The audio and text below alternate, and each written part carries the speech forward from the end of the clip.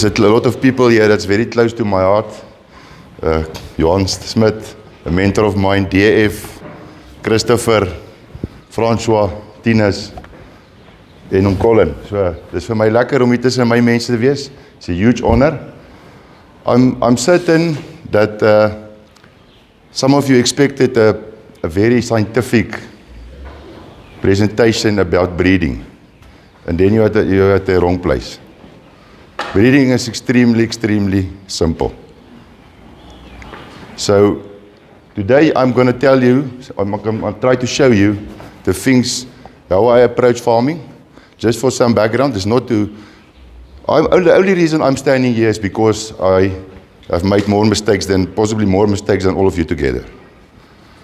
I've been farming for 30 years. Our herd, our stat herd, the Drakensberg herd, is the oldest in the country. It's probably the oldest herd from any breed in the country. Our merino farming herd is the oldest in the old Transvaal, 300 years old. So our cattle business operation is more than 300 years old. My children are 6th generation on that farm. So I don't sell any genetics. I'm a stud breeder. I breed only bulls for myself. I don't sell any genetics.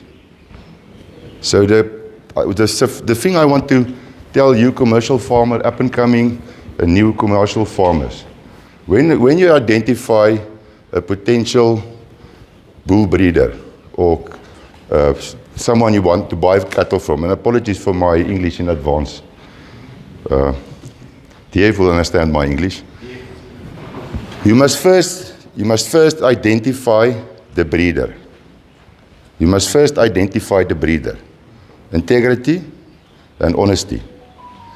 And then your breeder you buy your bulls from, your genetics from, must be able to sustain himself on his farm only with cages over the scale. If he tries to sell you a type of cattle that he wouldn't sustain him on his farm, you must not buy from him. And I think that's a huge problem in South Africa.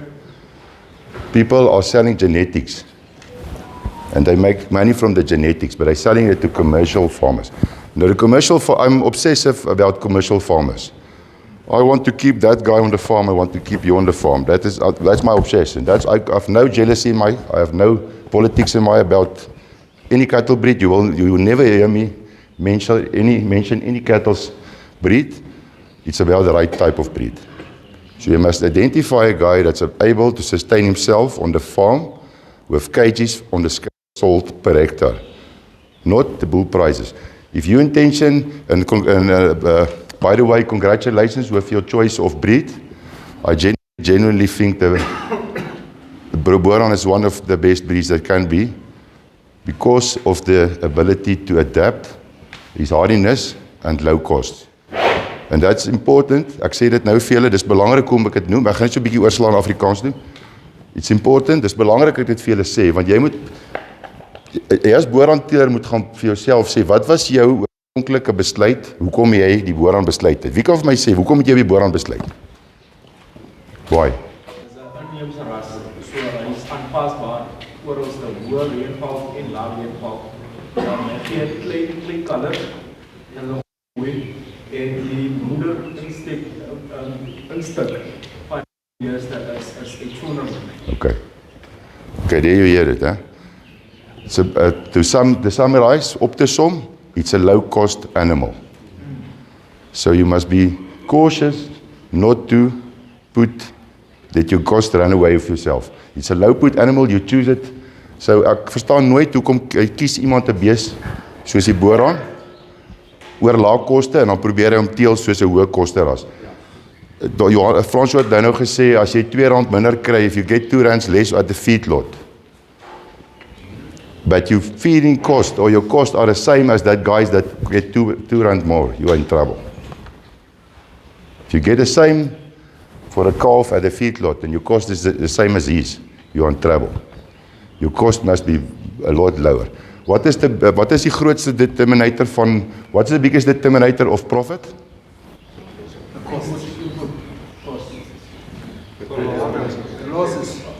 Stocking rate. Stocking rate. If you don't have animals, you have nothing. You can give me a farm, if I don't have animals, I have nothing. Stocking rate is the biggest determinator of profit. The biggest determinator of stocking rate is fertility. Fertility.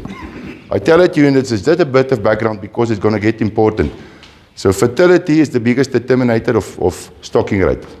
What is the biggest determinator of fertility? Okay, that's it. He's correct. Profitability, fertility is determined by condition and hormone balance. And that's determined by adaptability. So at the end of the day, everybody says he's selecting for weaning weights and he's selecting for fertility and he's selecting for anything. All of us are selecting for adaptability. The fertility is only the measurement at which you measure your adaptability.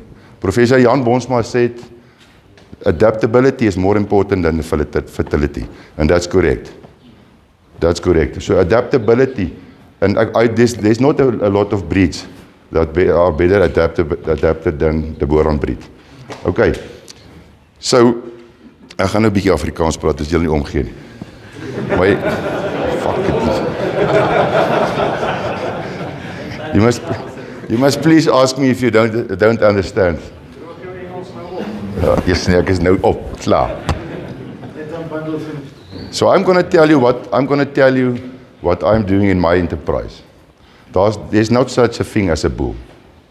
There's no such a thing as a bull. The bull is irrelevant. A bull only becomes a bull because of his mother's performance. There's no such a thing. If his mother didn't perform, he's only an ox with testicles. You can't call anything with testicles, you can't call it bulls. So you get some guys, they have 100 breeding cows, who want to sell 50 bulls. There's no such thing. A bull can only be called a bull because of his mother's ability to breed. So the mother of this bull is more important than the grandmother and the bull himself together. His mother's performance, you can't say his grandmother performed. If his mother didn't perform, he can't be called a bull. He qualified because of his performance of his mother. That's the only reason. And he became relevant when his mother qualified, and his grandmother became relevant when his mother qualified. But you must look at the mother. So some people of us go to the auction, and we buy a bull standing there in a ring, just on the look how he looks. Am I correct? There's no way. I'm telling you, some of your new breeders, some of your young breeders, there's no way that you'll be sitting here still on your farm in 20 years' time if you do that. We used to get away with it in the past because farming was not as expensive as now. We will not be sitting here if we keep on with that practice, only selecting the bull and all the advertisement and without. How is it possible that someone can buy a bull without asking the breeder about the mother's intercalving period, age of first calving? Look at the mother, and I'll show you everything today. If you listen today, you'll go away here, and you will know how a fertile cow looks, and you will know how a fertile bull looks. That promise you. So this bull only qualifies because of his mother. And when his mother qualifies, you look at him. Then you can look at him. Then he can be called a bull. But then he still have to have some characteristics before you can use him.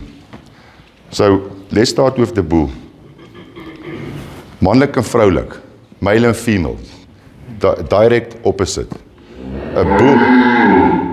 A bull must look and act like a bull from day one. From he's born, a bull must look and act like a bull.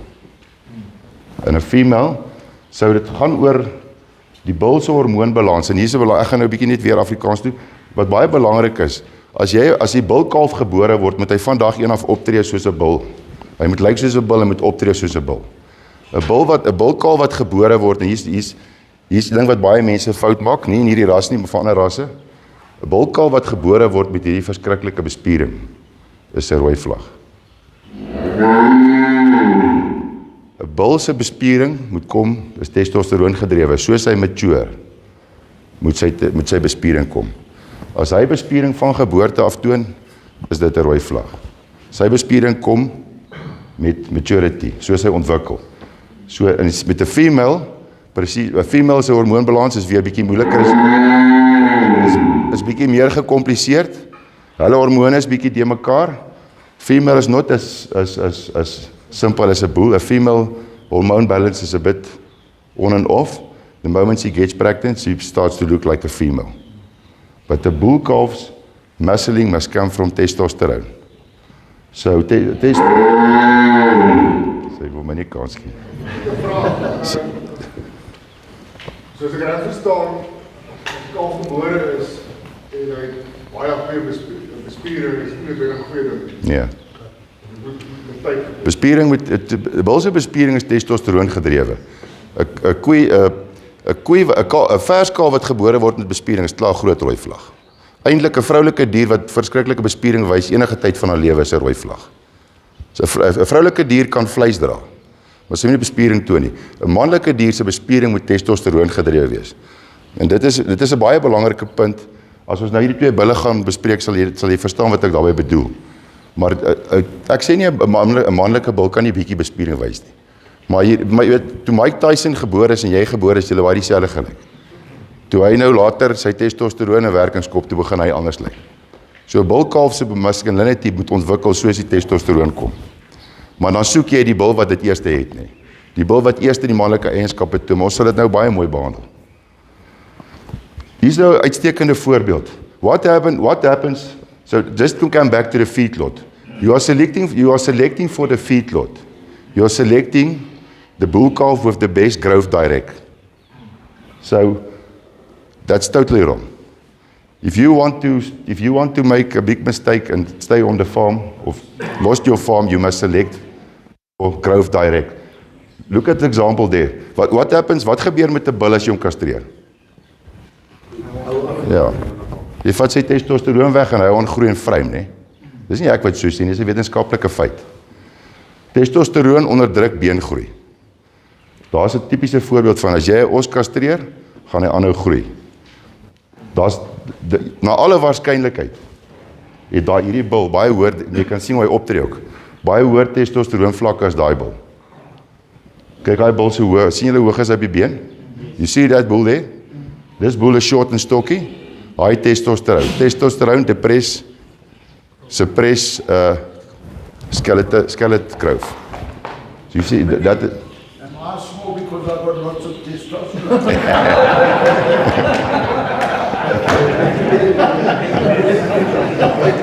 Ons praat nie van pony tipe nie, oom.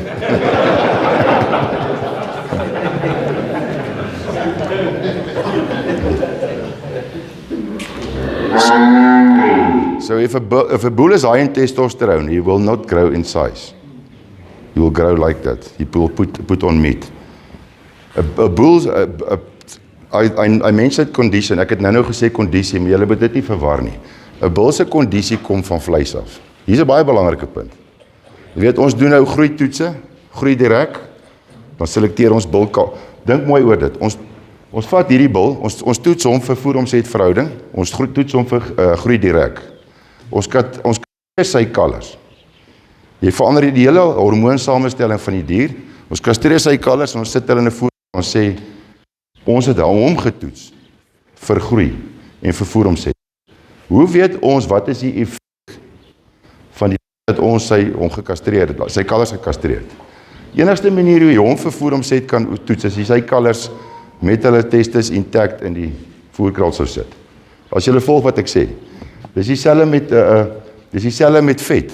Ons toets vir marmering, ons toets vir onderhuidse vet, en obviously gaan 'n bul daarvan hê. Maar 'n bul se kondisie, as ek die gebruik, wat ontsettend belangrik is, moet spiergedrewe wees, vleisgedrewe wees. Nie so 'n bul wat vet aanpak enige stadium van sy lewe. Enige stadium van sy lewe is 'n aanduiding op, en luister mooi voor jy my nou aanval, is 'n aanduiding van laer vrugbaarheid. As 'n bul vet aanpakking het, van op veld, van sy eie, dan is dit 'n aanduiding van laer testosteroon. As hy vetaanpakking het, oor jy hom so gevoer het, is dit jou skuld, maar hy gaan nog steeds laer fertile wees, omdat hy vet is. So enige bil wat vetaanpakking toon hier op die brisket voor, as hy loop, kan jy weet, either is hy onvrugbaar, omdat hy geneties, nie onvrugbaar nie, laer vrugbaar, oor hy geneties so is, of dis die boer se skuld, hy het gevoer. 'n Bil se kondisie kom van vleis af. 'n Koei, vroulike dier, se kondisie kom van vet af, estrogen. Dis hoekom as jy 'n bil kastreer, dan sit hy vet, dan kan jy hom slag, deur hy. As jy 'n bil in die feedlot aanhou voer, gaan hy ook vet aan sit. Jy gaan hierdie bil ook nou toets, hy gaan ook marmering hê, hy gaan ook onderhuidse vet hê. Maar hoe kan ons selekteer vir dit? Dis mos absoluut malligheid om op die veld te selekteer vir 'n dier wat testosteroon gedrewe wees vir onderhuidse vet. Wat is die punt daar? Ek sien nie die punt daar nie. Selfs met voer-omset-verhouding. So wat is belangrik? En hierdie is ek baie spyt. I'm very wat word vir spyt? I'm regretful.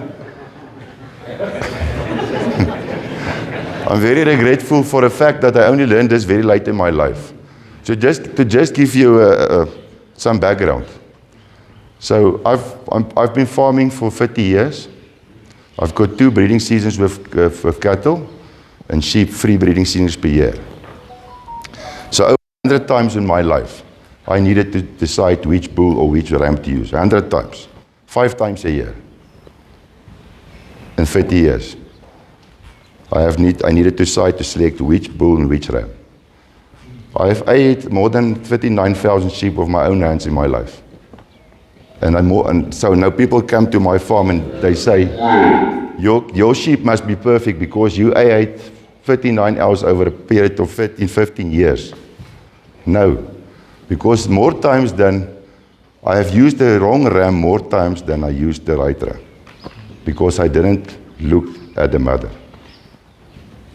I was not experienced enough that I didn't look at the mother. So I'm not regretful about it. But more times I used the wrong bull or the wrong ram than I used the right ram. Today I can tell you, this way in selecting bulls that I'm going to teach you now is by far the most efficient one. And I'm very regretful I haven't known it before. So let's go to the bull. A bull must look like a bull, must act like a bull. A direct opposite of a fertile female. So if you look at the bull, he must be, let's start at the head. His head must look like a bull's head. If you see him around the corner, you must see it's a bull, it's not a cow, it's not an ox. He must be broad between the eyes. Do you see the broadness between the eyes? Exactly the opposite of the cow. The bull will have a short, stocky head with the eyes more to the middle of the head. The cow will have a long, smaller head with the eyes closer to the top third of the head. That's a fact. A cow will have a small, feminine head. Here you want a stocky, broad head. Look at between the eyes. Big, lively eyes. Do you see him? He looks at you like you owe money. Important thing about the head, people get confused. They think that there must be coarse hair on the head. That is not an indigenous trait. Boran, Drakensberger, Nguni, Thule, Mashona, you will not get that coarse long hair like the European breeds or the British breeds on the head. So that is not an indigenous African Sangha trait. But you still look at the difference between this head and that head. You see there? You heard what he says, it's like a koei kop. Longer, thinner, smaller. You can see the eyes from the front. Wat is oogbanke, Tinus?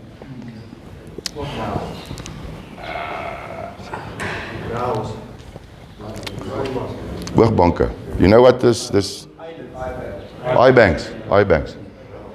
Strong, developed eye banks. Look there. You can see his eyes from the front.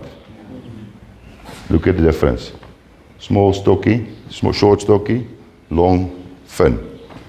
And then probably the most important thing. I'll tell you about the measurements that I do on the farm later, but the most important thing the most important thing I look into a bull, I will typically come visit my bulls every day. So after I took the measurements and everything I do, and I identified his mother, and all the bulls that qualify through their mother in one herd, I will visit them, typically I'll visit them every day. With each group, the bull that shows the first masculinity in the neck. The bull that this is very important. I'll visit them every day. The bull that shows first masculinity in the neck and on the shoulders. I'll make a mark. Just to show you. Let's go further to the neck. The bull, you want extremely masculinity in the neck. Muscling in the neck, on the shoulders as well. There's a misconception that if a bull has muscle on the shoulders, you will give calving problems. It's exactly the opposite.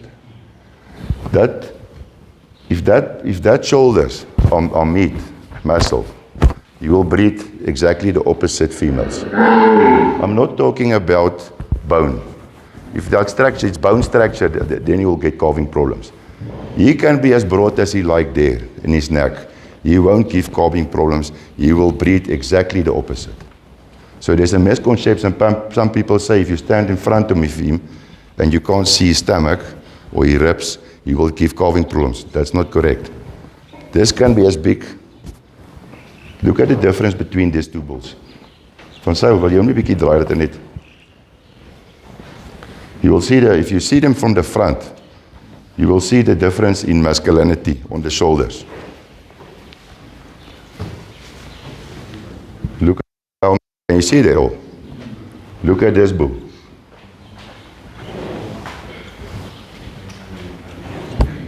There's almost no muscle development on the shoulders in the neck. Okay, los hom af en so. So the cow is exactly the opposite. The cow, you want a thin, feminine, flat neck. The bull, you want a thick, muscled neck. The cow, exactly the opposite. So if male, female, exactly the opposite. Then you go with you go back from the behind the shoulders. So all of you know about the wedge. So a bull's wedge must be deep in front. Do you know wedge? The bull's walking from their shoulder like backwards like this. And the cow the opposite. The cow is shallow in front, deeper to the back. Look at this bull. He's heavy in front. Maar hierdie bull is gelukkig so goed gevlees agter. Laat hy vertoon nie daai tipiese wedge nie, maar hy's verskriklik goed bespierd in die voorkwart. Maar hy dra ontsettend baie goeie vleis agterop. Wat belangrik is by die Boran, dink ek, ou moet nie daai skof wat 'n trait is van die Boran verwar met masculinity nie. Tot die koeie daar so skof, maar daar sien jy see that masculinity skof. Wat is skof? Hump. You see that hump that grows out underneath that ja. So okay, daai nee, onder daai die Boran het ons van nature 'n skof wat 'n deel is van sy trait, nee, eienskap. Jy het hom nie verwar met masculinity. Daar sit hy op die nek. Die skof wat die manlikheid wys. Kyk die verskil daar. So jy gaan nou sê daai Boran het ook 'n skof. Hy het masculinity nie, hy het nie. Kyk hierso. Daai skof van hom sit op die skouers, tipies soos 'n Boran. Dis 'n rastryt en hierdie een se skof sit die rastryt op die skouers, maar die manlikheidsskof voor op die nek, tussen die skouers en die kop. Sien julle hom daar? Dis baie duidelik. So nou by 'n koei gaan jy tipies die teenoorgestelde soek. Jy gaan 'n plat, fyn nek soek. Jy gaan nie daai geweldige skofontwikkeling wil hê nie. Jy gaan 'n wedge wil hê wat sy gaan vlakker voor wees en dieper na agter toe loop. Dan kom ons by die testes. Dis 'n geweldig belangrike testes. Die testes se korrelasie met vrugbaarheid is so groot, dit voel amper soos cheat. The importance of the testicles, of the scrotum, regarding fertility is so important. It's almost feel like you're cheating if you use that as a reference. But the bull that, I'm going to tell you my measurements. Ek gaan typies nou meet hierso, ek gaan nie groei direk meet nie. Wat ek doen is, ek sal die bul wat die vinnigste groei, vir sy grootte, sal die beste bul wees. So as hierdie bul, sal ek die heuphoogte meet, en dan sal ek almal se heuphoogte vergelyk, en vat ek die Universiteit van Michigan, ek weet nie of julle al daai grafiek gesien het nie, dan vat ek sy voorspelde volwasse massa, en ek weeg hom op 14 maande is 'n goeie tyd, dis nie net na speen of 7 maande is die invloed van die ma se melk te groot, en net na die winter het hy nog nie 'n fase gehad op die somer wat hy regtig kon groei nie, maar hy het al die effek van die melk afgeskit, so dis een winter op veld, dan sal ek sy heuphoogte neem, ek sal hom uitdruk as 'n persentasie van sy voorspelde volwasse massa, en dan vir hom relatiewe groei kry. So die bul wat die vinnigste groei vir sy grootte, geteel uit 'n beproefde moeder, sal die beste bul wees. Die bul die grootste skrotum het, vir sy heuphoogte, sal die beste skrotum hê. Dis sy ware skrotum. So the bull that grows the fastest for his size will be the best bull. Do you understand that? You can't take growth direct. The bull that grows the fastest for his size, for his structure, will be the best bull. The bull that have the biggest scrotum for his size will have the best scrotum. So a bull that is 140 centimeters high with a scrotum of 9 have a very, very small scrotum. But the bull of 110 inch high, of centimeters high, with a 39 scrotum, have a large scrotum. You understand that you must take it relevant to the size of the animal. Why is size important? So we say that stock veelading, stock density are the most important factor determining profitability. So how do you gonna raise your stock density? By keeping small cows. Small is not always better. A cow is not bought better because she's small. She's small because do you understand that? You must listen carefully about it. Say that again. Wat 'n deel? She's not small, better because she's smaller because she's better. Yeah. A cow is not better because she's small. You get poor small cows as well. But cow is smaller because she is better. Do you understand it? She's not better because she's small. She's smaller because she's better. So small cow have a big advantage. So people are very easy to say, then they say, I've got a good feeding regime. I've got a maize tower. So I can keep large framed animals. I can keep cows from 600 kgs or 500 kgs. That's not the excuse. If you got better grazing, keep more animals. Don't make the animals bigger. So a 450 kg cow, in my books, is the perfect weight. Not the perfect weight, it's the absolute top max in my books. Some of you will differ with me. The reason I say that, it's very easy for a cow of 450 kgs and less to win 50% of herself. If you tell me you farm where I come from, Mpumalanga, very, very sour veld, very cold, with very high tick infestation, you tell me you have a cow that weighs 600 kgs and you win a calf 300 kgs every year, it's probably possible, but highly unlikely. I don't think it's possible. I don't say that it haven't happened. Maar as jy vir my sê, jy het 'n 450 kg kalf, wat ek dink is die maksimum, wat elke jaar vir jou kalf gee van 225 kilos, dit is vir my moontlik. Ek het dit al baie gesien. Hoe laer dit word, hoe makliker word dit. Ek sê nie by Soetveld en as jy op oesreste boer, 'n 6 kg koei kan nie, 'n 300 gram.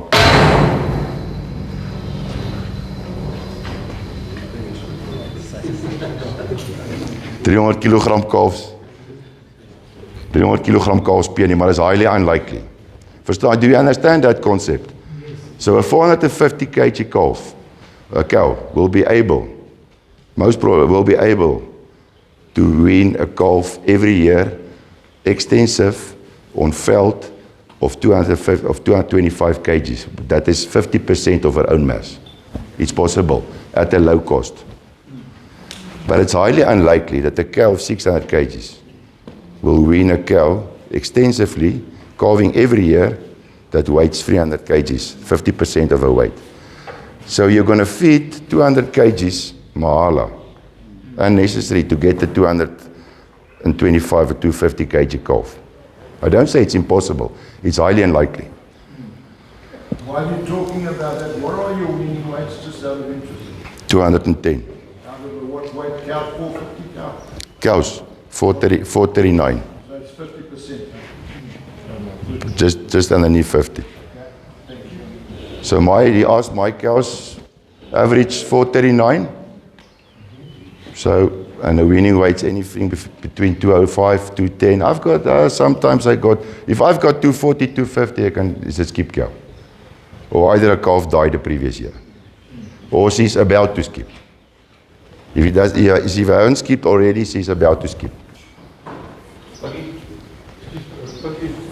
Ek het ons gesê jou maksimum gewig of ideaal vir julle is nie meer as 450.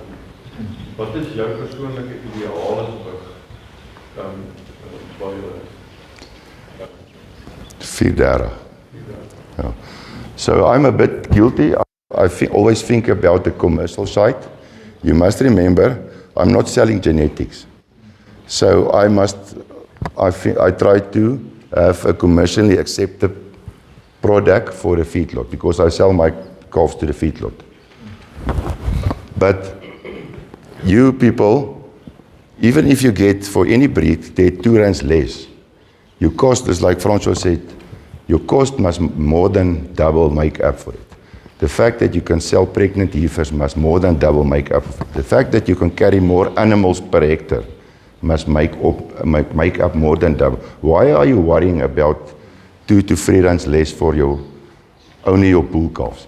So I'm not going to change my whole system just to please one side of my operation because I keep the heifers. I must farm next year. Now I decide to use bulls that good on growth direct, but I keep the heifers and they don't come under my feeding. My cost on a 210 day winter lick in my operation is 604 rand a cow for 220 days of the winter. It's actually less because a big part of that winter the cow has a calf woofer. A big part because I wean late. I calf in summer, I wean late. So a big part of the winter the calf is still with his mother. So I must take that into account because the calf is eating lick with his mother. But let's take it 604 rand. So I don't know how can people say they don't make money out of cattle farming. How is it possible? They do because they don't make money because they select for the wrong things and they don't farm with nature. The biggest action you can do, the biggest practice you can do that will have the most dramatic influence on your profitability in cattle or stock farming is to farm with nature. In my instance, it will be to calve on green grass. There's 3 important operations during the year regarding cattle. There's calving, breeding, and weaning. You can only do 2 of them on green grass. 1 will be on winter grass. You must decide which one is the least important. Calving, breeding, or weaning. You can't do all 3 on green grass. So a lot of people are obsessed with heavy weaning calves, so they calve in winter and they wean in summer. It costs you far less, your cost of far less to look after a calf because of the high feed conversion. If a cow calves in August, you have to spend a lot of money and hay to keep condition for her to conceive again in November. But if she calves in summer, It made a dramatic, huge difference in my profitability. I used to calve from 10 August off. My calving season only started in April. In October now. It's still one of the biggest wonders of the world for me to see the difference. How a cow from a cow that must calve in October, how she looks on 25 September and how she looks on 20 October. I can't understand, it's one of the wonders of the world, the increase in condition in just that month after green grass. So the weaning are the less important, the less expensive. So rather wean the calf in winter and feed him if you're obsessed with heavy weights, feed him will cost you a lot less. And it's not as important as breeding and calving. Okay, I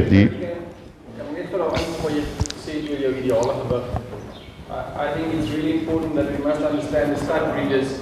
If that's the targeted commercial farmer, and that's the optimum for commercial farmers. We as stud breeders can't say we stud breeders, it should be different. It should be exactly the same. Because we're supposed to sell bulls and genetic material to those farmers, it should be exactly the same. And that's why I still think the most valuable part is if you have a commercial operation running with the stud operation so that you understand both worlds, because you must be able to get those worlds compatible. Yeah. It's like Francois said, you must identify a guy that will be able to sustain himself on the farm even if he doesn't sell genetics. He must qualify as a commercial breeder before you use his genetics. So regarding the scrotum, but that's another thing that's very important, the size of the scrotum regarding to the bull's height. It's very important. Then the development of the epidermis, Bijbal Afrikaans jy call, wat is ons epidermis? Yeah. The epidermis. You know what the epidermis is? This that small.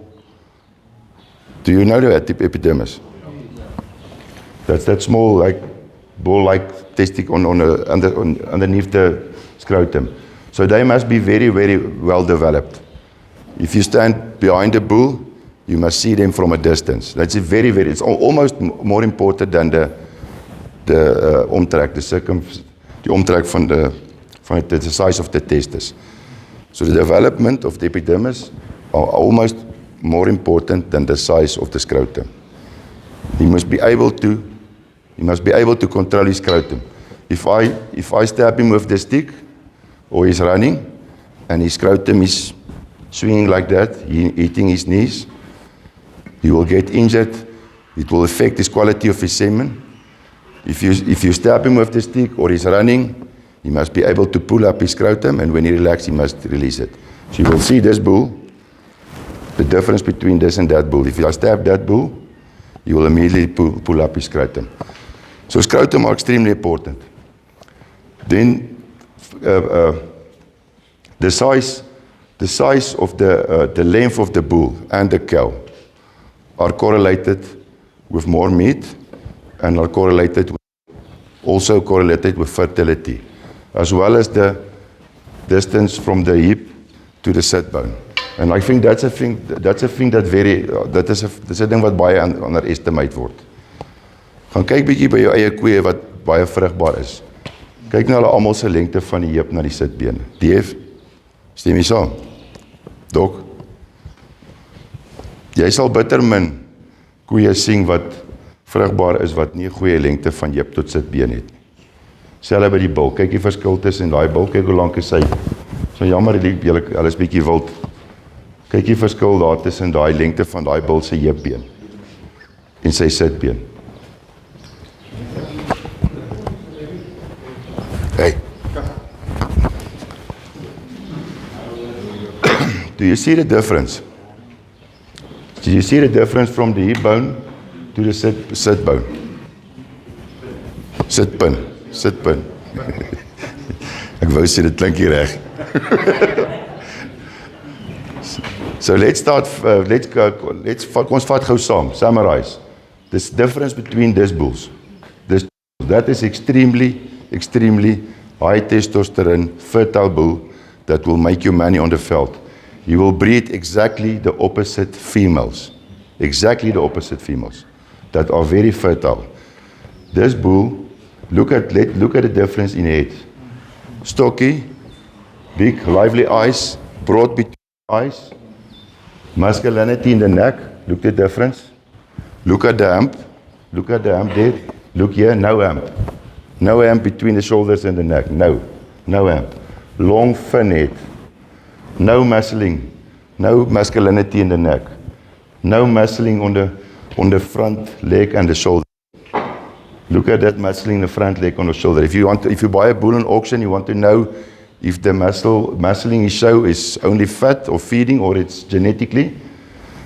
Feeding have no influence on that muscle. It's like a Pikkie Uys. You make a Pikkie Uys with a skenkel, there's no fat on.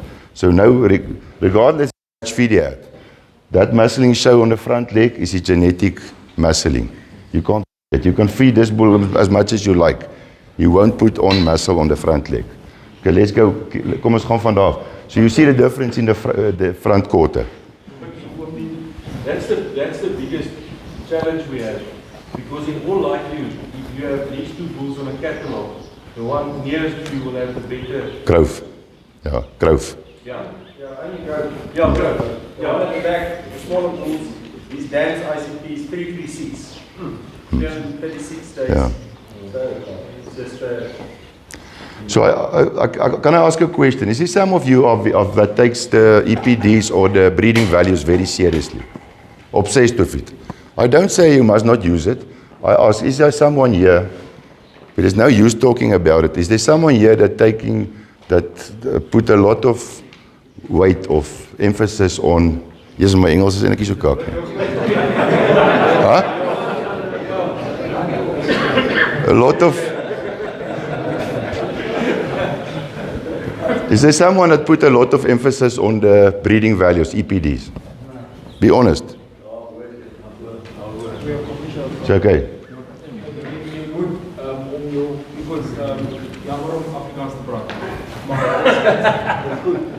Dis iets wat 'n mens moet kyk om want jy moet jou koei kudde ken. Want 'n bulk gaan ons 25 af. Die meeste van die gaan baie groot indruk doen op jou kudde. So dis ietsie wat 'n mens basies moet kyk as 'n kommersiële teeler. Okay. Yeah, fair. Okay, I've got a lot of experience from breeding values. That was is one of the biggest thing I regret the most in my life. The 2 years that I used breeding values to select bulls. It's not breeding values skuld. I didn't use it correctly. So as like most of people don't use it correctly. If you take the breeding values, if you take the catalogue from Stamboek of breed plan, there's only one value that you need, and this is important that you follow me. There's only one value that you need to select for. The other value you must select against poor performers. So let's start from the left, breeding birth weight. You don't need to select for small calves at birth. You must select against breeding calving problems. There's a difference. If you select for small calves, you'll stop at 10 kg calves. You must not select for small calves. You must select against calving problems. So that's not in the EPDs.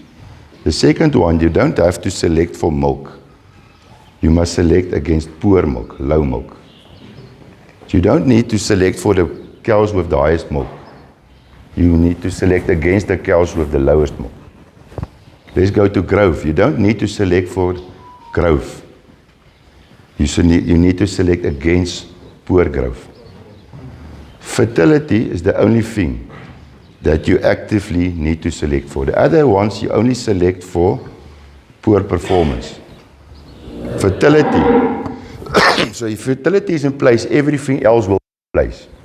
If a heifer's mother didn't have enough milk, the heifer won't reach a target weight to conceive early, to calve early. So no need to worry about it. If your mother haven't had enough weight, she won't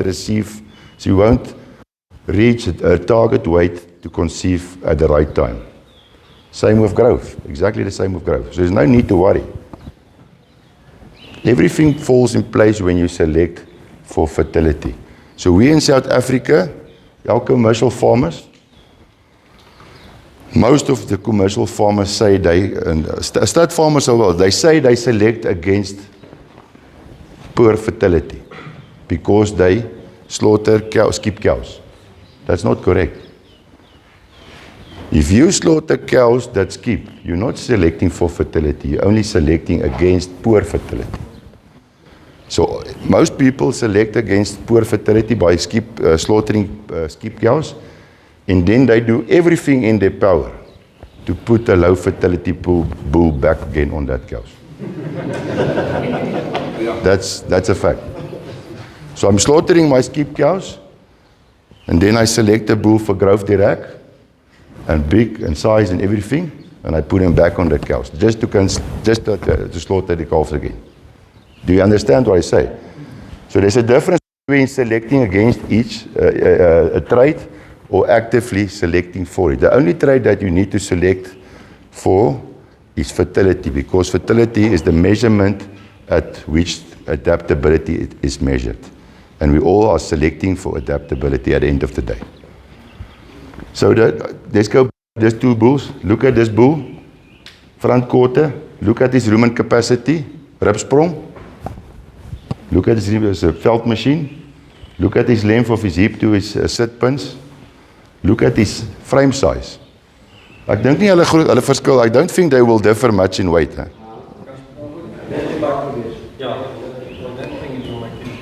That smaller bull will be heavy. Do you agree?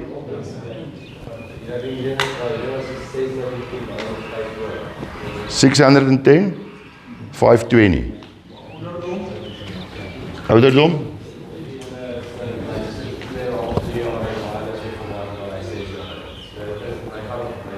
Okay.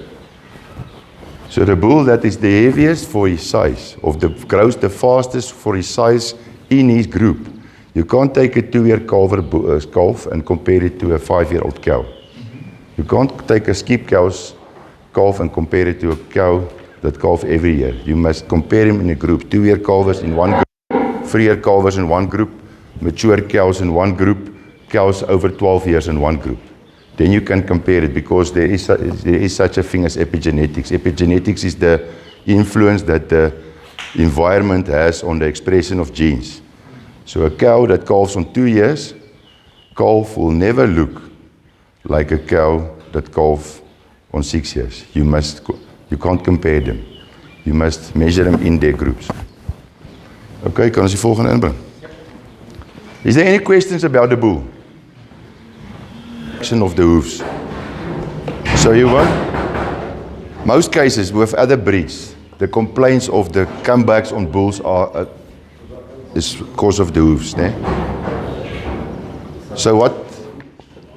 My criteria is if the bull is walking at 50 meters away, you can't judge it. You can't judge this cow walking ability. You can't judge the hoofs standing there in the ring. You must see her walk. You must see the bull walk. If he's moving efficiently and functionally, he probably is structurally correct. So you must see him move. If he has something that's not right, if he have straight up hooks or a cirkelhakke of koeihakkig, you will see it when he moves. You will not see it when he stands. Okay, Frans, wat's hierdie? Herinner my net gou. This is two heifers. They differ about 6 months in age. That the smaller one being a bit older. Well, okay. That one calved the bigger one calved at 42 months the first time. The smaller one is with her third calf. Pikkie, net 'n vraag. Ek het praat van die hoewe. Die terrein waar die diere loop. Diere wat sê op Botswana loop. Gaan hulle nie dalk verskil Baie. So he's asking about the hoofs, the environment, does it have an influence on the hoofs? Definitely. Groot. Hoe bepaal hulle dan wanneer word die dier af? Ek weet nie, Jaco, jy moet met Jaco praat. Ek weet daai ouens in die Kalahari sukkel baie met hoewe wat ons nooit het nie. Ons het nooit, ek dink nie ek het al ooit in my lewe koei geprul. Bul dalk wat ek gekoop het, maar wat gevoer is, maar 'n koei geprul wat op die veld loop oor hoewe nie, nog nooit nie. Die saam, ja, kan ook maar so die saam vir jou langer kry. Maar wanneer jy 'n rolklop kry, wys jy daar, So die langer is reg. die langer is reg. Dit hoekom elke keer wat na verskillende plek gaan in die land, hy moet weet waarmee jy doen het, jy moet weet, ek is nou in die Kalahari, ek gaan nou loop. Maar wanneer daar funksionele fout is of 'n fout op die boek, en dan begin krul en rol, dan So dis weer eens 'n geval van forms follows function, hè. Ek stem met hom saam. Wat Christopher sê, stem ek saam. As dit die omgewing is, sal al 4 hoewe dieselfde tendens toon. Hulle sal langer groei. Maar soos by rolklou wat eintlik 'n bil is wat op die buitekant van sy hoewe loop. Dis hoekom sy hoewe begin so onder hom ingroei. Dis 'n strukturele fout. Forms follows function. Dis dieselfde met 'n bil wat sekelhakkig is. Wat sy kloue vinnig vorentoe groei is omdat hy so loop. So dit is maar net 'n tendens, 'n simptoom van die strukturele fout. Maar ek hoor wat hy sê en ek dink Jaco gaan saamstem. Die omgewing speel 'n rol. Kyk basies, have to be symmetric. The inside and outside claw must look exactly the same. The moment it's not symmetric anymore. In the red line. Okay. Did you understand it? Regarding the evaluation of the hooves, the inside and outside hoof must be symmetrical. It must look the same. If it differs, then it's a structural fault. Just to align me, I'm a little bit lost. Say again? Just to align me, I'm a little bit lost. When you were starting about how to select a bull, you said we have to consider the history from the mother's Yes. side. Can you please clear it for me? Is it not really necessary also to check on the father's side? Yeah. So the question is, do you only check the mother's history? The mother's history, the closest to the bull, is the most important.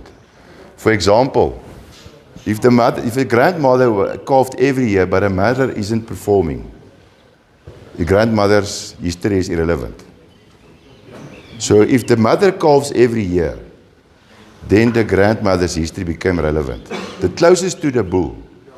So his father's mother and his grandmother on his mother's side only becomes important when the mother performs. So I can't say this bull's mother calved once, but his grandmother calved 20 times. It's irrelevant. It's only become relevant when the mother is performing. What I'm simply meaning, the bull has got its mother and its father. Yeah.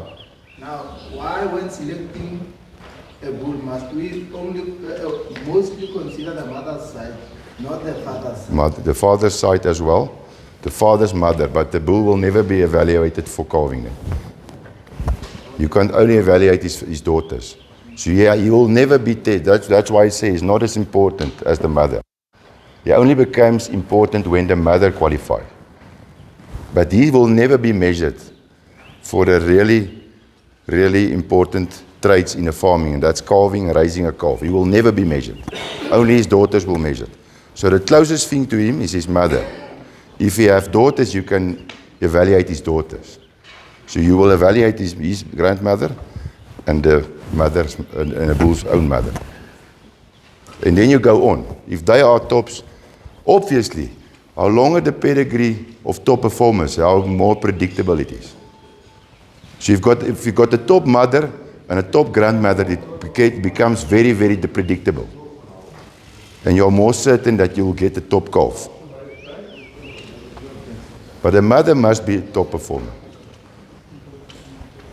Hier is 'n uitstekende voorbeeld van presies dieselfde. You see this calf, this is hulle is twee vol susters, nee. Nee, is 'n volste. Well, okay. Can you see this? Let's take this cow. Look at the head. Think back about the bull. Dink terug aan die bull. Compare it to the head of the bull. Longer, thinner. Do you see that? You see the eyes closer to the top third, né? You see the femininity here. All over, né? Soft skin, silky skin. Thinner in the face. Look at the neck. Almost no muscling, fat in the neck and the brisket. Do you see that? Small lamp. Very small lamp for a Boran. Look at the femininity there. No excessive muscling there on the shoulder or bones. Look at that cow. You see that cow? Almost like an ox. The one on the left. Smaller, stockier, broad between the eyes. More meat in the neck, especially here beneath the ear. Do you see that? Do you see that very well? You see that?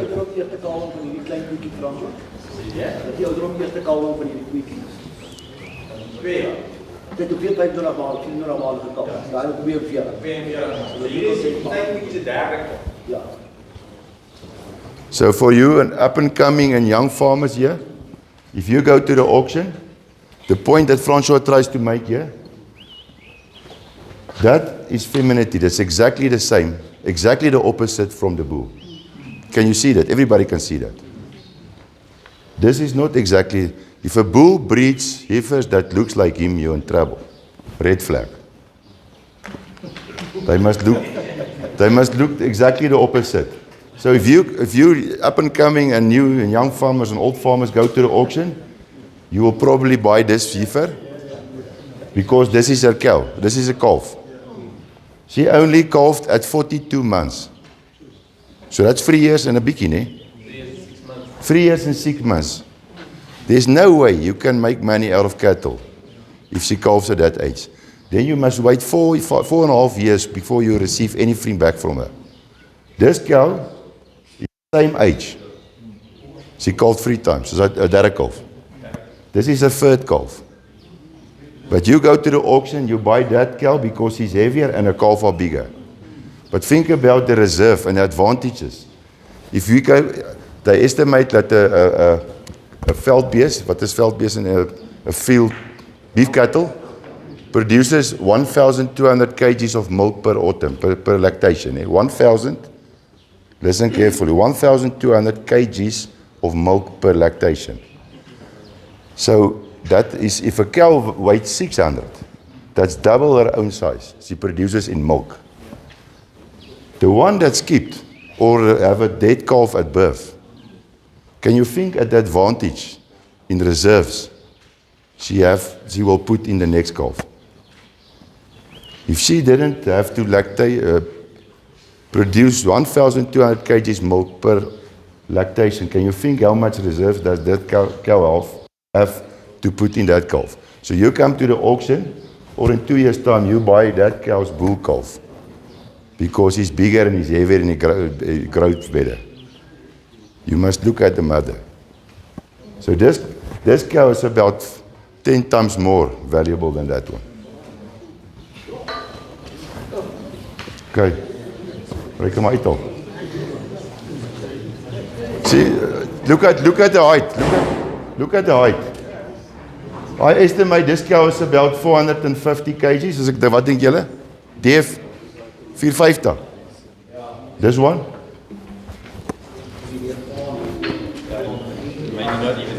Not even. Ja, ek dink ook nie. Right. Just look at this. Maar dis nie net toe wat jy van die, dis nie toe wat ons van die wolwe ontwikkeling gehad het nie.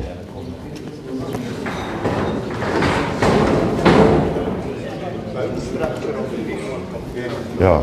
Look at the bone structure, look at the hip height of that cow compared to this one.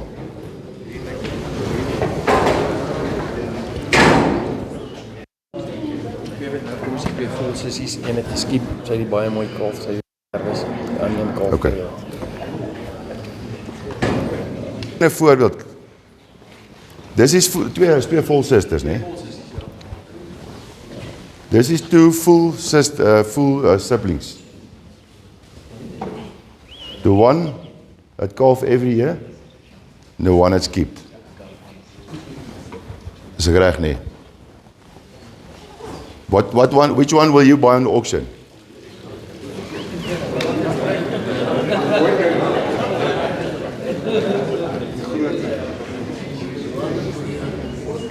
So, just compare them. just compare them on the head, on the hump, on the muscle, in the neck, on the muscling, on the shoulders. Can you see? Do you see any difference? Die vet aanpakking op die Kan sterk. ek 'n vraag vra? So hierdie een op die linkerkant, né? Dis seker nie draag.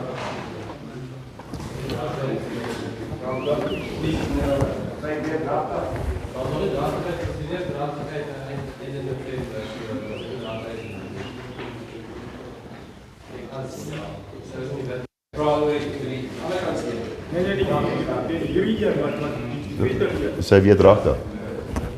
No, they probably will both be pregnant again. We do the pregnancies now at the end of November because we take the bulls out in September. That'll be delayed. But look at the history.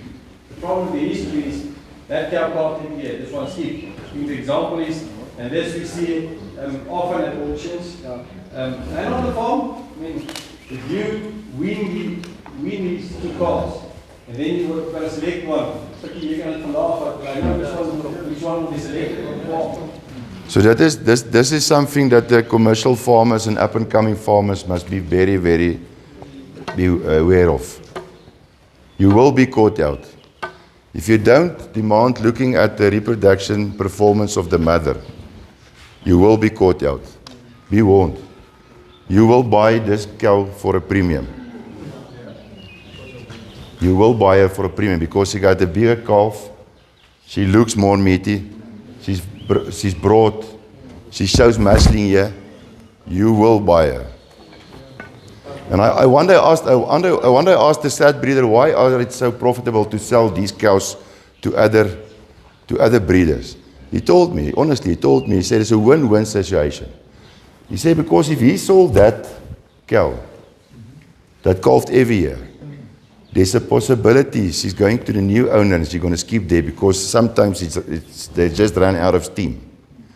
He said, but this cow, he's selling to that guy. The guys think he get a Moosesmart nice cow, nice calf, and she never skips again because he already skipped.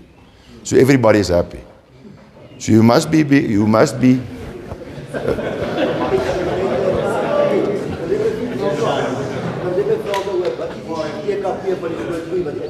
Ja, ek het nou nie al weet. Kyk, die eerste koei, jy moet nou in konteks sien. Hierdie koei is 13 jaar oud, né? Daai koei is 11 jaar oud. So daai koei toe sy jong was, het sy ook 'n keer geskiep. Sy's 'n bietjie oor die 4 dae. Ek het nie hierdie koei was by hom Karel hulle ruk gewees. Hierdie in 'n kommersiële setup. So wat teruggebring en sy's nou weer in kalf en ons maar die ek dink daai het Pikkie nou genoem het van die 1200 liter melk wat die een bees spaar en ons kry dit weer en weer. En dit gaan nie net oor gekalf nie. As die koei gekalf het en 'n ICP wys reg, maar die kalf is dood, sy die kalf verloor langs die pad, dan is dit presies hierdie prentjie wat jy sien, met 'n goeie ICP. Ja. Maar die brisket maak in die skof, né? Daai skof is dit nou. It's very important, the Francois say, if you look at the intercalving period on a catalogue, you must look at the numbers weaned as well. A cow can calve every year, and she can have a dead calf, and then she will have a very good intercalf, because after the calf dies, she will quickly reconceive. She will have a very low intercalf. You must look that the calving dates and the number of calf weans add up. So you're counting the dates calved, and you see you come to 8 calves, then you calf, then at the right side you look at calf weaned. That must add up to 8 calves. There must not be a calf short. It's very important. Very interesting. Look at the size of the vulvas. If they walk out now, look at the size of the vulvas. We will comment. Just as important as the scrotum and the epidermis is at the bull, with the cow or a heifer is the vulva development and the teat development.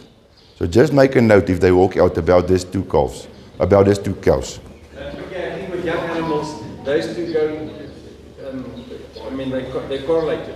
Yeah. The vulva development and the teat development. And the feminine, it's a picture of femininity. Yeah. Both. Yeah. It's very, very important. We will show you, there will be some heifers outside. We will show you what to look for in heifers regarding the vulva development and the teat development. Right, you can remind. Look at the size of the vulvas. Look at the size of the wolves when they walk out. Die draaides van die heupbeen tot by die sitbeen is langer as hierdie dik ene. Ja. Ek weet dis bietjie moeilik maar as jy hom so kyk, is daai ene meer lengte, juist wat ons nou vrugbaarheid wys. Ja. Dis is hierdie een as jy half van die kant af kyk. Ja. Ek het dit ook so ek het ook so gevoel, maar jy sê is bietjie moeilik sien jy daai. Kyk, Dit is so baie vet dat jy kan nie sien nie. Ja. This is example of exact the opposite, né? This is the mother with her bull calf. Male and female. Exactly the opposite. Look at, we talked about the vulva. You remember the previous two? Is this bigger or smaller?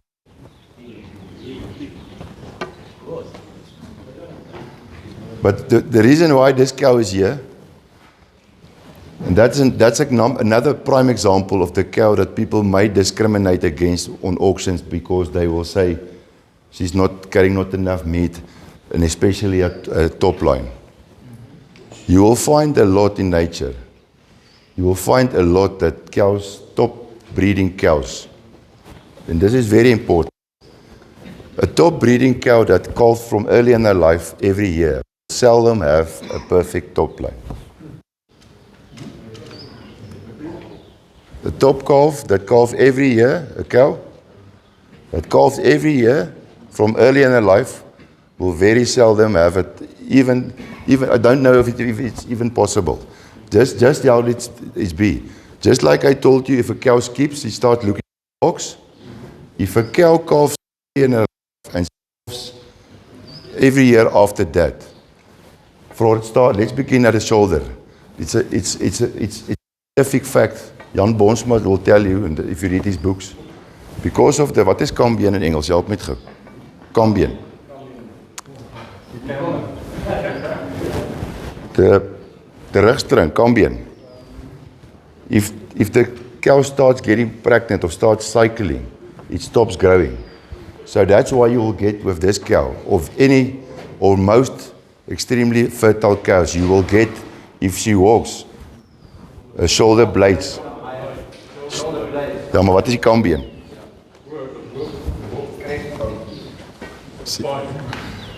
Her shoulder blades will pass, if she walks, it would look like she have loose shoulders.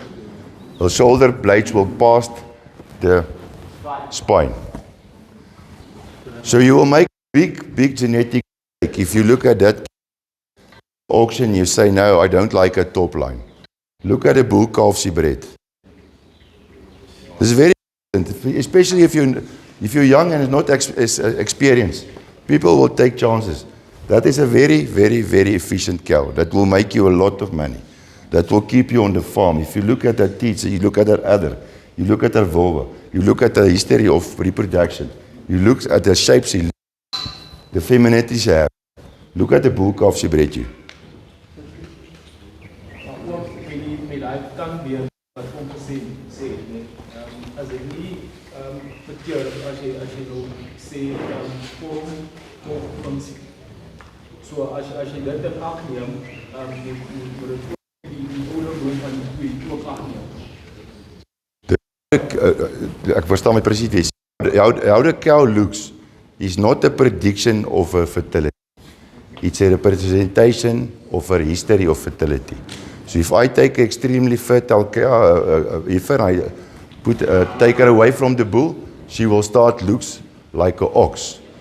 But the cow are extremely fertile will show that signs of fertility. So she is showing the signs of extremely fertile past.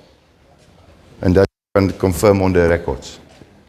But the reason she's here, exactly as you say, forms follow function. She doesn't look like the typical cow you had in your head and people are buying on auctions for big money. But productive cow, look at a bull calf, there's nothing wrong with his top line. That's why she's here.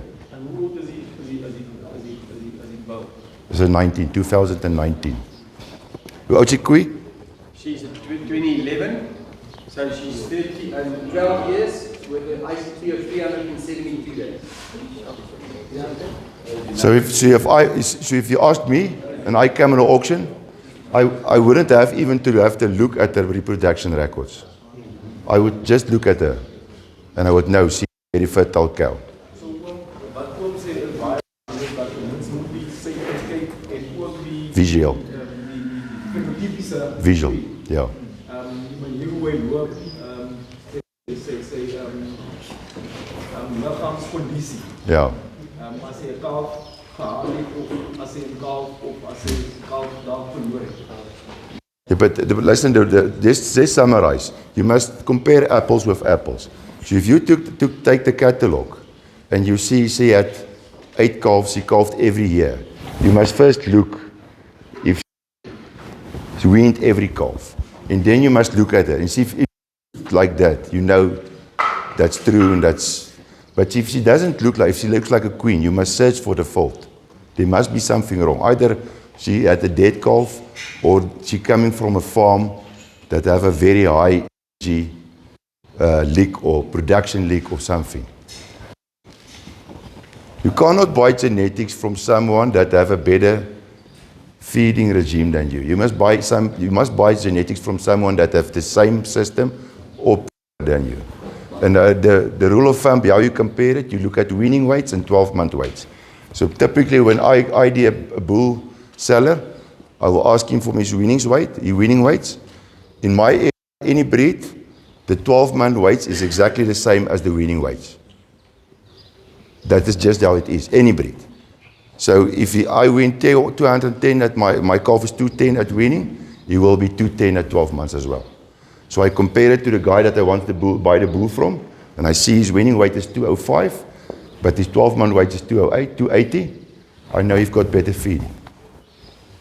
You understand? That is the rule of thumb. Okay? Yeah, if I can just add one thing. I think this is a prime example. There's a perception sometimes that a very feminine cow, not the cows are going to breed the bulls. They are exactly the cows that are going to breed the bulls. If you look at that cow... Is dit daai wat jy gesê het so?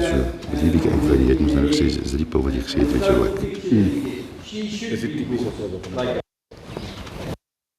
Cows with that correlation.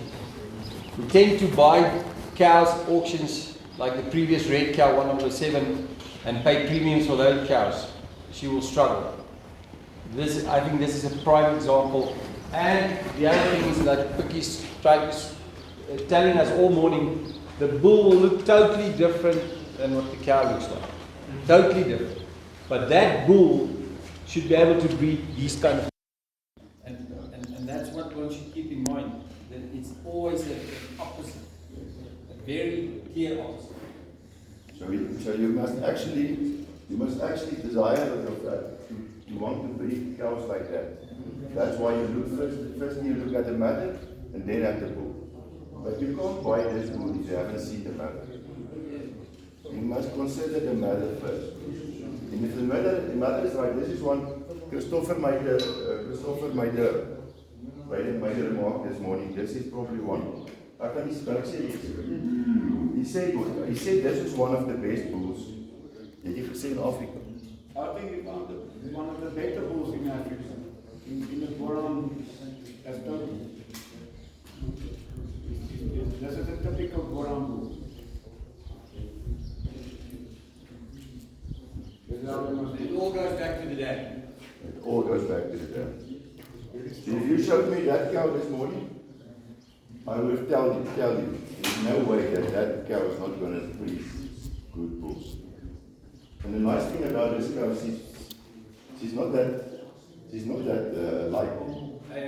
She's quite heavy, that cow. She's very small frame, very early mature, but I think she weighs, I can say here, 500 kgs. So I pull back my remark about 450. And I think that weight thing, one must just always take into consideration, is she close to calving again or is she weaning a calf? That makes a huge difference. That's the weight of weaning, and she's close to calf. Yeah. So at weaning, the weight will obviously be quite. So just have a look at you see that masculinity out. There's a difference between, you mustn't confuse it with the straight, some of the straight of this, straight arm. That's on top of the shoulders. Then in front, between the shoulders and the leg, you get the masculinity. That's the dance that you must look for in the pool. And the cow exactly the opposite. You don't want that one. You can have the one in the shoulders, but you don't want to have that one in between the shoulders and the neck and the leg. But the bull can't be two. The bigger the better. That's probably the most important what I'm going to tell you from the whole day. Do I have your attention? You must listen very carefully. So some people are scared of inbreeding, line breeding. So they make jokes and remarks. They say you call it line breeding if it works, and you call it inbreeding if it doesn't work. No, I can tell you it on all honesty. I can't farm without rain, and I can't farm without line breeding. I will stop farming. If you tell me I can't do line breeding, I will stop tomorrow. There's nothing. You can take two crosses. You can select for milk or growth by crossing two animals, and your prediction will deteriorate every year after that. But if I wouldn't be as mad to select for milk. But you say for example, I select for milk, and I take two bloodlines, and I breed them into each other, and they have good milk. My predictability to have good milk are far, far greater than yours. Far. So this is a prime example. This is the mother of both that bulls. Different father. Sy is bietjie gelynsteel.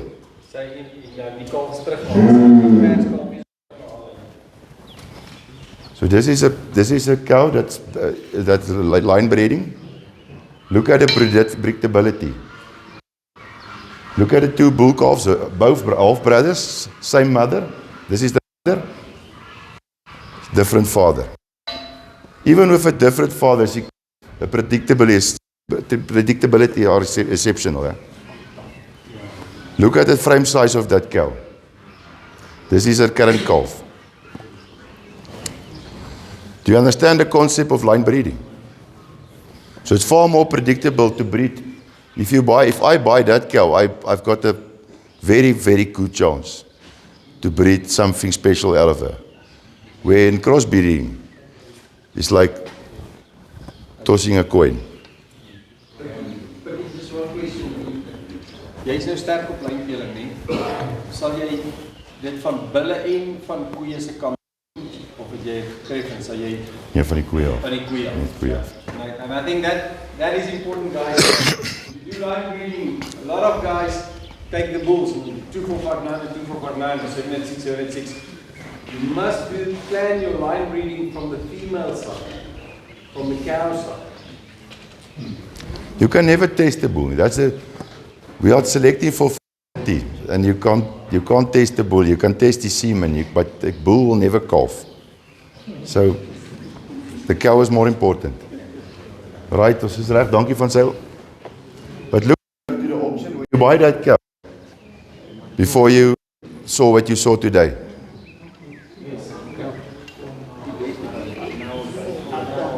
She's 15 years old. 15 years old. That's extreme longevity, eh? This is a calf. This is her son. Look at the difference. Okay, just to come back to the line breeding here, from the dam side, we'll have the same genetics 3 times in this bull. Coming back to the same genetics again and again. Maar als jy met die hoekom gooi stap en alles wat meer as 12,5% ingeteel is, teelwaardes weg.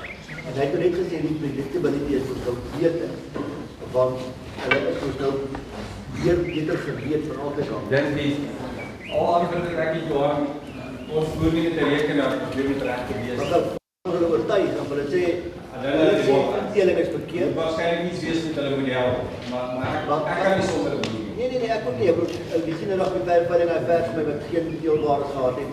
Dis omdat hy so gelyk is. En dan wat dit is bestand, wat wat ek met die goeie gevra het. Ek het net raak gelees dat 'n koei die heupe breër weer sal draai. En 'n bul se draai en se breër sy heupe, weer. Maar maak dit vir jou sin. Kyk as die koeie vir my bietjie deur. So again is He's asking about die wyte van die bene between a cow and a bull. So this is exactly the same.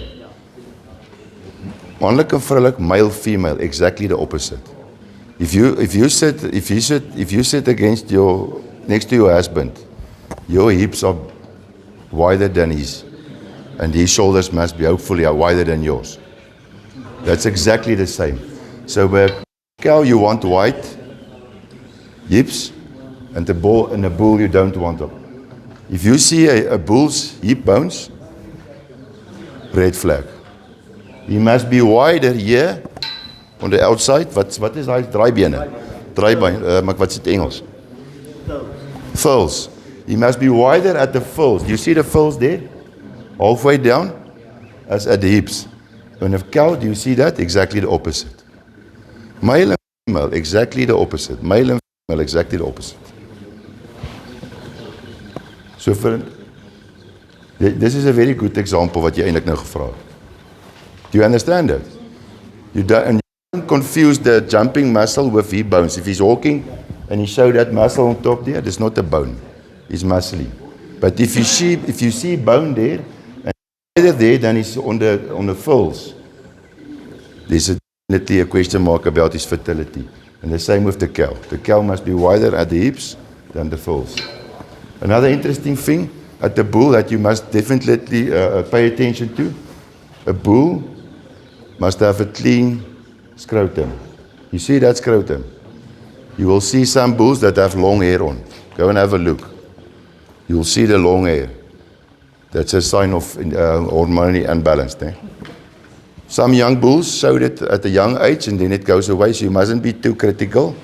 But as soon as he showed the masculinity in the neck and the head, his scrotum must be clean. If he's a mature bull and you've got long hair on the testes, and you've got long hair in front of the testes, there where his teeth sit, question mark. Very important thing for me, someone, I'm sure Christopher and François and miskien Johan, en miskien van julle, some of you will disagree. I have no doubt in my mind that the teats of the bull are extremely important regarding the size of his female heifers that he's going to breed, size of his teats. If a bull have large teats, and I've seen it many times, of different size teats, you don't want anything larger than a pencil's point. You can go and test me on this. If you have a look at a bull's teats and he got large teats, you will breed females with large teats. You don't want anything a big man's thumb. Teats. Depending on the age, this is an old cow. Look at the size of the teats. Still the same as my thumb. This is a very, I don't care anyone disagreeing with me. Go and have a look before buying a bull. Go and have a look at the size of his teats. It must be larger than my pinkies. You can check me on this and you can phone me back if I'm wrong. Exactly with the placing. What is placing in English? Placement. So if the placement of the bull's teats are two on the stomach and two are sitting on the scrotum, like this, two are on the stomach and two are sitting lower on the scrotum, you will get the same thing with the placement of the teats and the uitzak.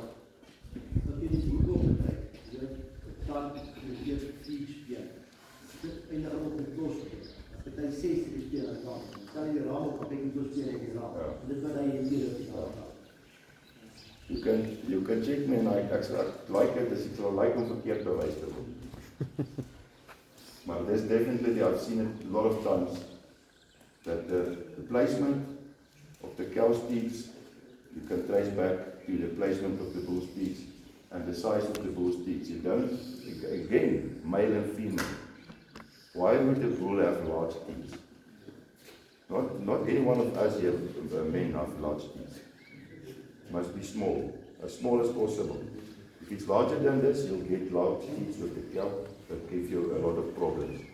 I've done another thing about male and female. I've done a lot of pelvis measurements on on heifers for 5 years. I stopped it because I saw there's no relevance between the bull's measurement of his pelvis and the heifers, because it's not a bull's trait. The bull is not supposed to give birth, so why will a bull have large pelvic measurement? Regarding the functionality of this bull, this is extremely good bull. It comes back to his mother. Exactly the opposite. You will not get better examples of male and female. Wat is die idee, waar is die een? Wat is die woord wat altyd gebruik word? Sexual dimorphism. Ja, sê wat? Sê wat? Sexual dimorphism. That's a ground word for male and female, opposite. Right? Kom maar, ek kan dit. Ek wil net sê twee goedjies oor die bil sê. Dit is mos nou sterk lyn geteelwaardes. Maar hierdie pakkie wat hier staan, en dis wat stoetboere en boere vandag met my mooi hoor. Daai koei kom van ons af na Jaco toe as 'n embryo. Daai. Hierdie bil kom van Jaco af na my toe as 'n jong speenbil. Jy kan nie als vir jouself hou nie, en jy moet bereid wees om te deel. As dit goed gaan met die ras, gaan dit goed met jou as boer. So, you need to promote the breed. You mustn't overemphasize your brand. Emphasize the breed and the good traits, and then it will go well with you as a stud breeder. So, dankie Jaco. So wat ons gesê het is dat dit is baie belangrik om mense te ondersteun, want wat ek ook gesien het is dat meeste stoetteelers bied aan stoetbulle, maar die koeie is net vroulik, so die SP of stoetdiere nie, dis net kommersiële koeie. Op die plaas as jy koop? Nee, op meeste van die produksie veilings. Van die ander rasse. As ek dit nou vergelyk met ander rasse, hulle bied dan baie goed bulle, maar die vroulike diere, die koeie is nie vroulike diere. Ek dink die grootste verskil in ons ras, een van die redes, en ons sal nou as ek daarso afsluit, so ek net so ietsie sê oor mitochondriale DNA. Daar is sekere eienskappe wat jy net van 'n koei afkry. DNA, jy kan dit net van 'n koei afkry. Dis nie 'n 50-50 nie. Dis nog nooit 'n 50-50 gewees nie. Maar ons geluk in die Boran bedryf, ons kon net embryos inbring van Kenia. So the emphasis was on the females right from the beginning, and the female lines, because that was the only way.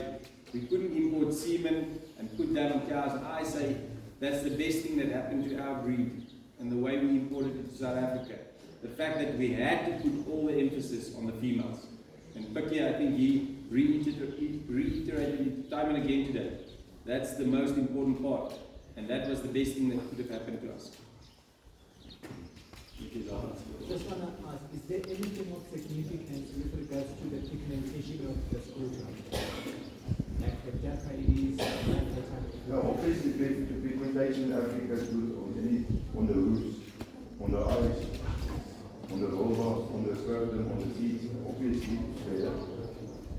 But I won't discriminate against. You can tell you don't have pigmentation on the teeth. I would not consent. That's a Shona crossbreed Angus, if you're interested. Have you ever heard of the Shona breed? Yep. But obviously pigmentation is important. But this bull is such a magnificent and other traits that I will forgive you for that. Frans? I don't know if you can answer me or Francois or Christopher. Look, at an auction, it said that two inspectors, snare inspectors, will inspect animals either custom or fair.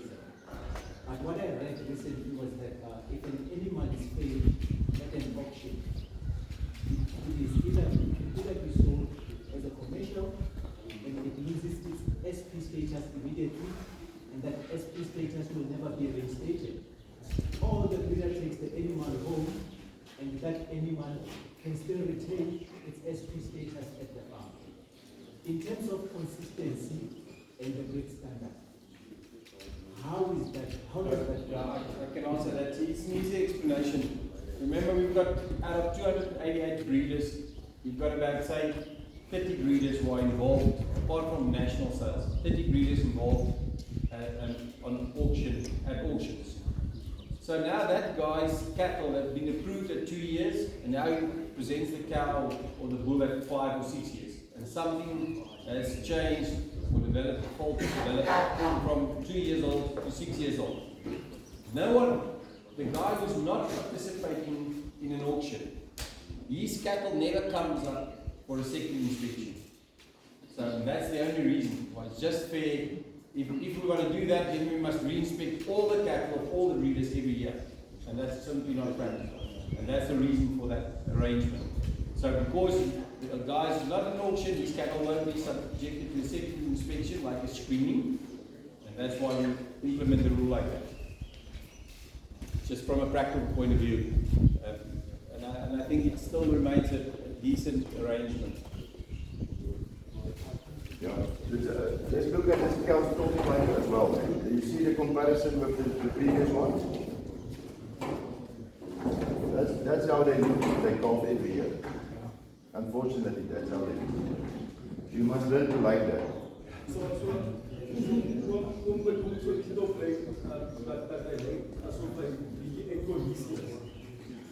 But if die koei. A koei wat daarso. Ja, sê wat? Ja, maar dis 'n koei. Dis 'n funksionele dier. As hy nou voorkaal was of as hy nou jong, as 'n jong koei was, sou daar vleis gesit het. Maar jy soek nie spiere daai, dis 'n koei. 'n Koei moet nooit bespier word. 'n Koei kan vleis dra, sy kan vol vleis of 'n vroulike ding. Maar sy moet nooit bespier wees. As 'n koei bespier toe in hierdie nek en die skouers op die rug, red flag. Ons het in die ou tyd daai gelyk, hulle het ons net probleme gekry. 'n Koei moet soos 'n koei lyk en 'n bul moet soos 'n bul lyk.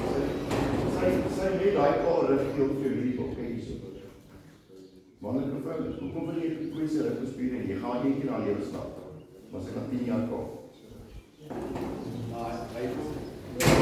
Sê daai na 18 blaaie nie verby nie. Koei kan so klein bietjie wegval daar. Dis daai oorspier wat jy van praat. Dis oorspier op die koei. So dis aanvaarbaar. Dit aanvaar 100%. Dis 'n projek. Wat jy sê, dis hoekom daai tipe koei vir die balans is. Sy het hierdie bil opgesit.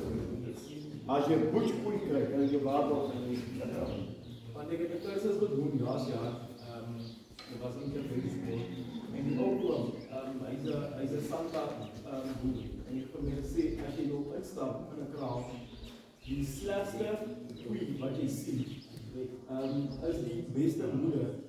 Want gaan kyk die syfers op by kalf en gaan kyk die kalf basis. Dis die beste. En daai koei wat ons so skop lyk, dis die koei wat jy moet dus aandink. Maar later leer jy. Dan leer jy dis hoe 'n koei lyk. So ons sien dit nie, ons sien nie as top. Dis basies wat kom bedenk. Ja. Daai koei wat almal doen, dis nog uit. Dis die beste koei van sit ons in kaap. En sê jy alle beste vir die kaap. En dis wat as jy hier goed oor die kry, jy sien hulle kan al nie vir jou jong. Jy kan by 'n ou kom en hy sit hom op die veiling en sê maar hier moet jy elke keer kaap, dan weet jy as hoe dat. Verstaan jy? Jy kan dit sien, hulle lyk almal dieselfde. Efficient koeie, productive koeie, they all look the same. As dit reg is met jou, miskien net vanaf. Ek dink wat ons gaan reël, let's make this arrangement. We've got more cattle in the kraals. It's not practical to bring them all in. There are some cows with 2 full brothers next to them. There are some Mashona crosses. Bull calf, just to show my statement that I made earlier. I don't think you necessarily need to